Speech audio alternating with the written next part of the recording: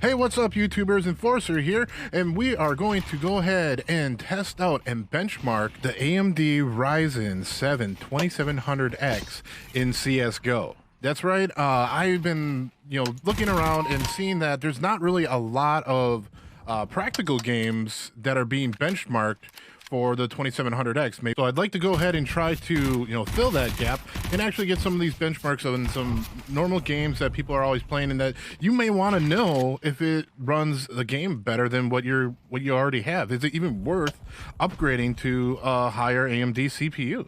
Anyway, let's get right to the benchmarks. So I found this benchmark tool that pretty much will go ahead and stress test everything for CSGO. As you can see, when you start out and you have 1080 Ti and you have a high-end CPU, you're gonna get a ton of frames per second. But it's not like that all the way through, because there's certain things in the game that can still actually bring your frames per second down a little bit. See, something like this CSGO is definitely a great game to play when you have a high refresh monitor. Like mine, I have the Acer Predator, and it runs 165 hertz, and that's probably the best way to really utilize that full 165 frames per second.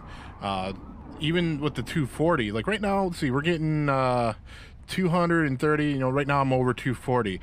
So if I got a 240 hertz monitor and I ran the graphics a little bit lower, or I ran it at 1080p, I could definitely always stay over that 240 frames per second. But now let's see here, when we go into the smoke, you can see we drop down significantly. But if you look at the GPU usage, I'm at 100% in those parts, so it's really a limitation of the GPU and not the CPU that we're actually running into. Let's see, we're going to see what we get on this smoke coming up again, and we'll probably drop down. Yeah, see, we dropped down to about 70, 80 frames per second, which it's not really that bad. We're still over that 60 frames per second. We want to try to stay over 144. In a lot of cases, when you're playing games like CSGO, if you're trying to play it professionally anyway, your average gamer, 60 frames per second is going to be fine. But I still would recommend going up to at least 120 hertz, or the 144 for a lot of games like this, if you really want to try to get that competitive edge. So that is it. That's all we really wanted to do for this video, is just give a quick benchmark of how the AMD 2700X will run in CSGO. Like right now we're doing, practical gameplay where we're just actually, just playing some deathmatch and I'm getting my butt whooped.